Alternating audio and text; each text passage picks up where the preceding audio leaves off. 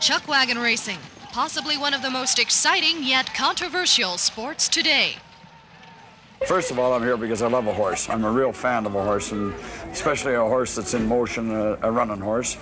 And then the fellowship. These are a great bunch of guys. We give her hell during the race, but afterwards and down the road, they're great people. And then the third factor, I would say, is adventure.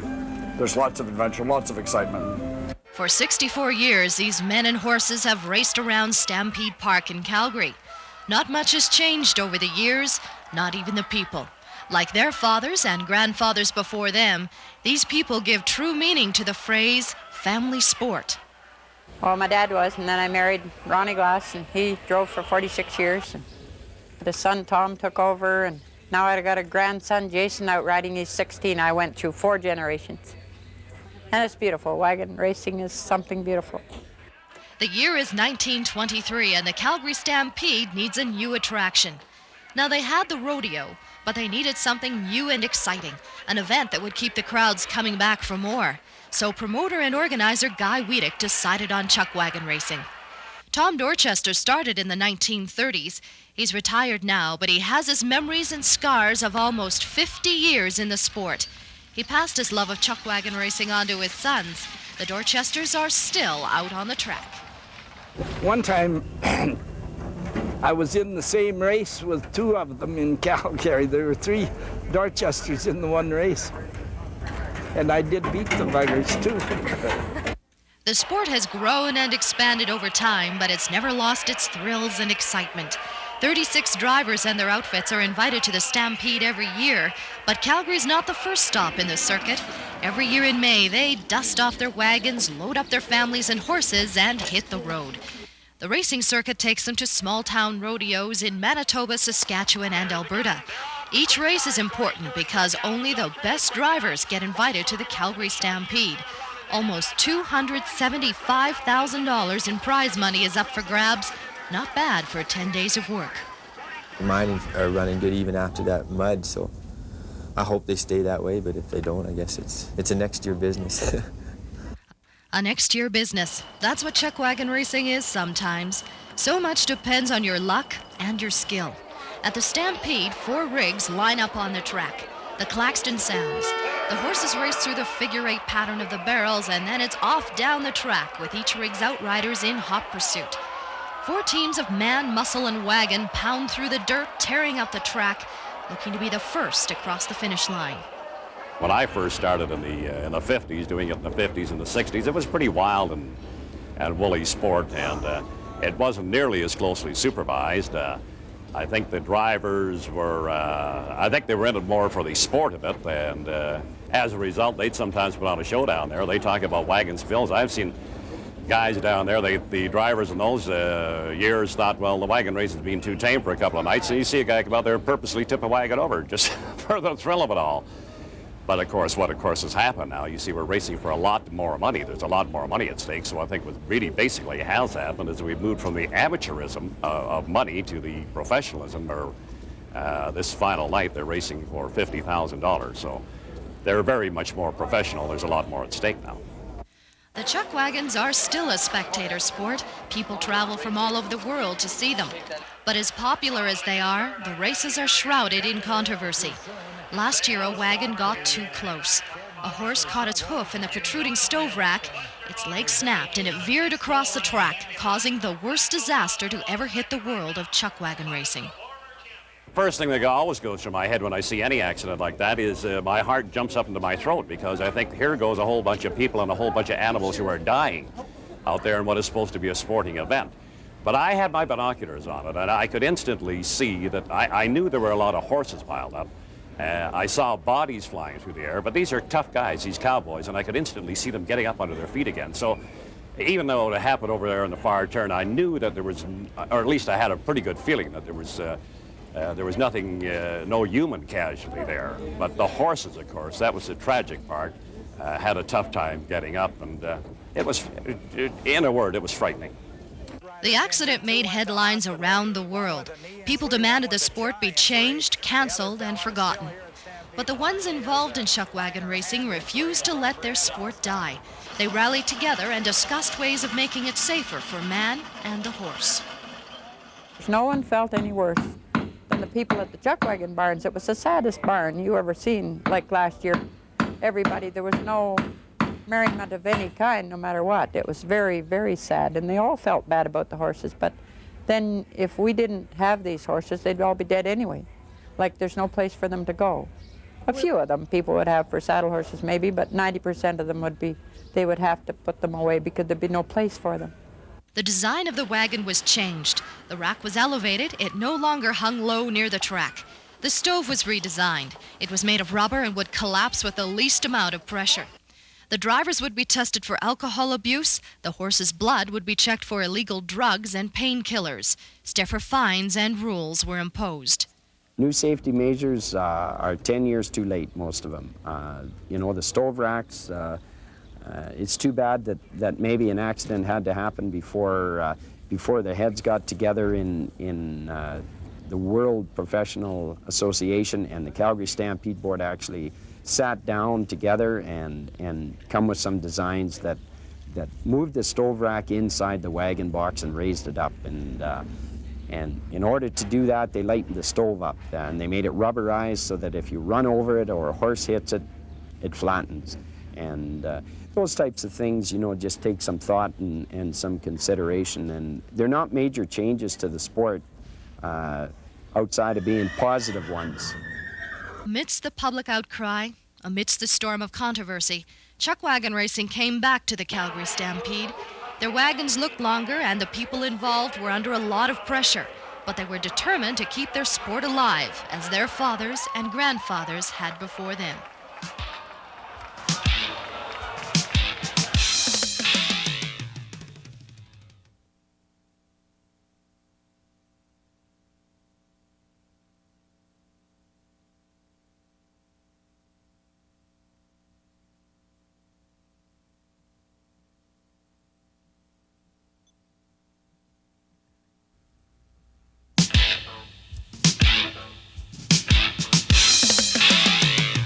The Calgary Stampede, the greatest outdoor show on earth, was set to begin in less than 2 days. The drivers, their horses, wagons, and families began to arrive. They parked their trailers, unloaded the wagons, and settled their horses into the assigned barns. All the big names in chuckwagon racing had arrived. The Glass family, who had not missed a stampede since the races began, the Cosgraves, 5-time champion Kelly Sutherland and his brother Kirk, veteran Orville Strandquist, they had all come back, anxious to heal the scars of last year's wreck and determined to keep chuckwagon racing going. We are opposed to the exploitation of animals that puts them at risk of serious injury or even death. And as we have already seen, that can happen in chuckwagon racing. Were the drivers exploiting the horses? Were they abusing them? These are the questions people were demanding be answered. The drivers responded with anger and disbelief. I think it was really kind of blown out of proportion that way. I mean, people are saying, put them all to sleep. You know, at least they go gently to sleep instead of driving them on a chuckwagon. But I'd like to see them people come down here and start putting them to sleep, you know, and what? I mean, it's ridiculous. Well, people, like you can see that people love animals. They do really love animals and horses, and some people think that it's, some ways it's bad to hitch them up like that or something, but they're born to run, these horses, and they love it. If they could be with them all the time, like at home when we back up the truck, like we're going to go somewhere and we back up that big truck and let the end gate down and you lead them out of the barn, they'll pull you right into the truck. They love to go. And they get on the wagon and they love to run. They just love it. These animals were born to run. They're thoroughbred racehorses who just didn't make it out on the track. For many of these animals, it's the end of the road. The next step would be to the meat packing plant. But every year, these drivers negotiate to purchase these horses, and this is where the controversy begins. Would these animals be better off dead rather than pulling a wagon around a dirt track? The people in chuckwagon racing don't think so. Mine are well looked after, and they're on hay and oats year-round. And they're in the barn the 1st of April every year. And they're babied all summer. They get looked after. I mean, at least here, if I win a race and this horse is go tonight and they win this tonight for me, I can come back, I can pet him. I can say thank you, I can talk to him, I can pet him, I brush him, clean him. You know, and that's, so you can do that. If you race a car, I mean, the car, there it is. The race is over, you know. There's no, it's just different. Here, they're a party of the 4 lines and you're a team, and that's what makes wagon races unique. The races are unique. There's nothing like them in the world. The SPCA has their hands full. But we want to keep the lines of communication open. We want to dialogue with them. The Alberta SPCA's sole purpose is to be an advocate and protector for animals. And we believe that we are proceeding in a responsible and cooperative manner, and we're giving them an opportunity to help us. And so the races began. The drivers were strained, the judges were tough, and the SPCA constables prayed nothing would happen. To make matters worse, it began to rain the first day of Stampede and reduced the track to a muddy, soupy mess. The course was slow, almost 9 seconds off the track record. Pulling the wagons through the chewed-up muck was tough work, but the races went off without a hitch. Richard Cosgrave had never won the Rangeland Derby at the Calgary Stampede before. He had come close, but he had never walked away with the title or the money. He hoped this would be his year. As Richard guided his rig through the figure 8, one of his outriders got caught up with Ray Croteau's Safeway wagon. As Cosgrave raced around the track, all Croteau could do was watch. The judges slapped Cosgrave's Amico wagon with a 6-second penalty for outrider interference. It was decided that Ray Croteau was not at fault and would be given the average time for the day. Well, I'm still in there.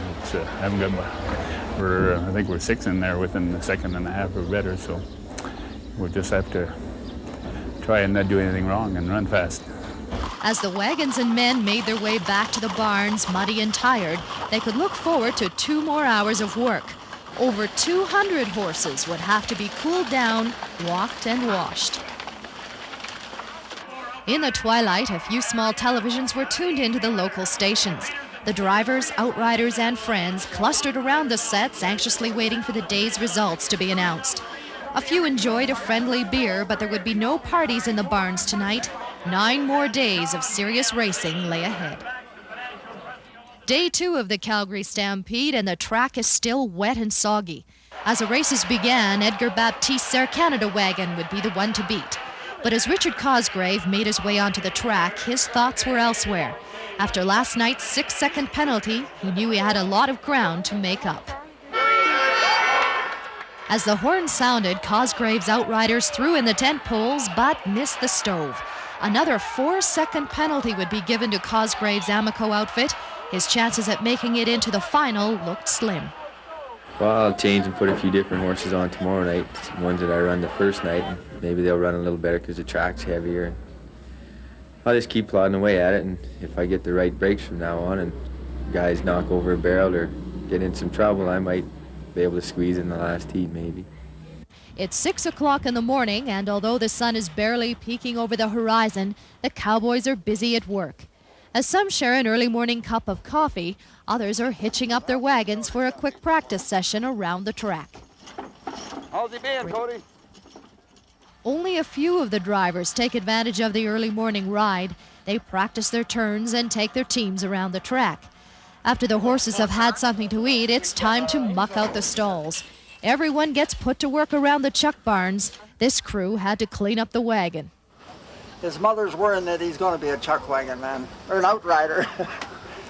The chuckwagon bug bites early in life. They've watched their dads and grandpas carefully, and as they grab the reins, you can tell these cowboys will have their own team one day.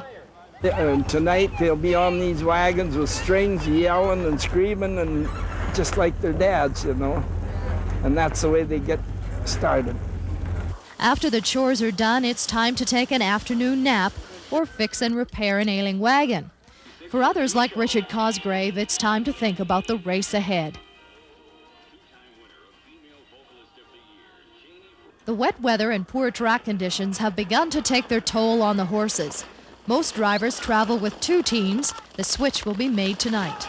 It makes them tired. You know, they got to pull through the mud, so it does play them out.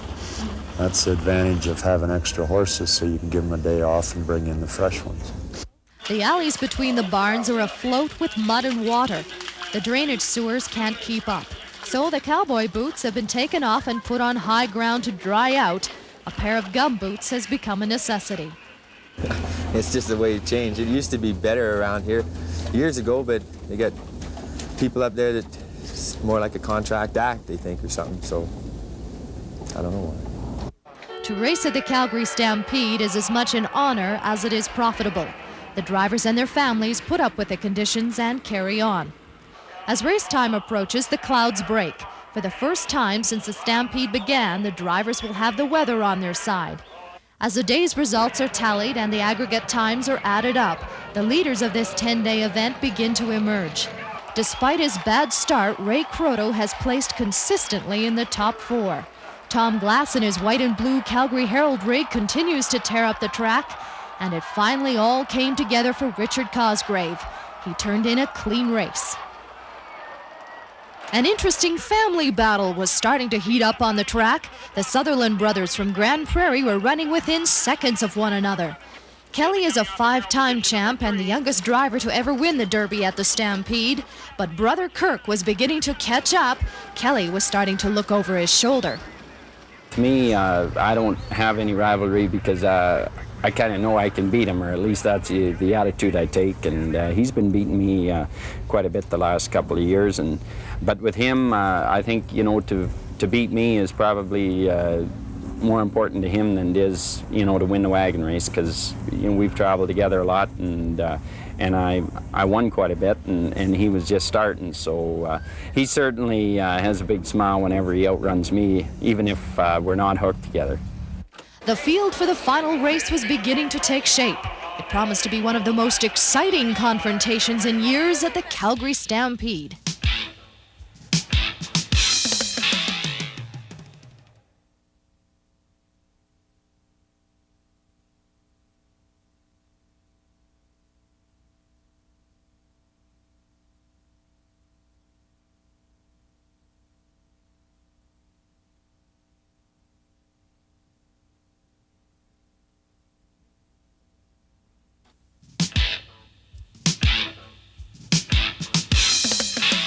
As the final day of the chuckwagon races approached, each heat became important. The drivers started to get more aggressive, and the judges got tougher. Bumping and interference penalties were called. One outrider was given a day's suspension because he let his horse get away from him. I think the new rules they bring in and stuff like that in the middle of the week and rule changes. I don't agree with it. If you're going to do something, do it before the damn show starts and then set it. As the long arm of the law reached out to curb chuckwagon carelessness, Ray Croto got caught. His wagon accidentally swerved into two road realties, and he was hit with such a severe penalty that it put his lead position in jeopardy. Well, I thought I got the penalty there. I was a little stiff, you know. It's pretty hard to make a race, and if you can't even run close, you see, and touching wheels to me, it's an everyday thing in wagon racing, you see. If you're running into a horse, well, it's different, but making a tight race to me is just part of the competition. I don't think we've come down any harder than we ever have. The rule in our rule book says if you go out a lane and bump another chuckwagon, the minimum you can give that driver or that outfit is 5 seconds. And the incident the other night, that's exactly what happened. The one outfit come out a lane, bumped the other guy. We couldn't give him one, we can't give him two. It says 5 seconds, so that was just a straight-ahead call. After last year's accident, chuckwagon racing would never be the same again. The stiff penalties hurt, but the drivers knew they were part of the races, just like the random alcohol tests. The drivers regarded the breathalyzers as a formality. As far as they're concerned, there's no room for alcohol out on the track. And certainly I like the idea of breathalyzers. They're random breathalyzing now at the Calgary Stampede, but to me it should be mandatory. Everybody should get off the wagon seat in the chute, walk over and blow. If the light ain't green, get to the barn, because the sport moves too fast now, and the horses are too expensive, and there's just too much money at stake. In your years of driving, have you seen drivers get aboard a rig drunk? I would have to say yes, honestly. No one failed the test this year. Any celebrations were put on hold till after the races. With one night left to go, the mood around the barns grew serious. It would be the last race before the final. Only the top 4 wagons would qualify. The races were run and the times were added up. Richard Cosgrave had beat the odds and moved up in the standings, but it wasn't enough to put him in the final. For Cosgrave, George Normand, and Dallas Dorchester, it was time to think about next year. But for these 4 drivers, it wasn't over yet. As a small band played near a stack of hay bales, the drivers began to hitch up their wagons. Last 5 each hook up, please. Last 5 each hook up. Even with a penalty for bumping, Ray Croto squeezed into the final. Tom Glass would join him, and brothers Kelly and Kirk Sutherland would round out the field. You know, you can never, ever count on anything till you get up on stage when it's all over, and they pay you and declare you the champion. And you know, I learned that a long time ago in wagon racing, and you know, my shots at winning it are as good as anybody's. Starting positions were drawn for, with each driver hoping for the #1 barrels. Kelly Sutherland was the lucky one. If he could run a clean race, the odds of winning would be in his favor. The wagons lined up, and then they were off. As they made their way around the figure 8, one of Kelly Sutherland's outriders got tangled up with a barrel. It went down, and even though Kelly had grabbed the pole position, the penalty had already put him behind by 2 seconds.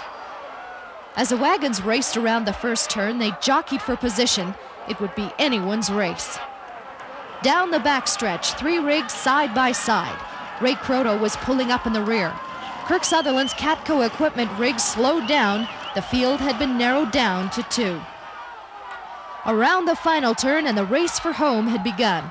Kelly Sutherland had a bit of a lead, but would it be enough to overcome the 2-second penalty? Tom Glass began to push.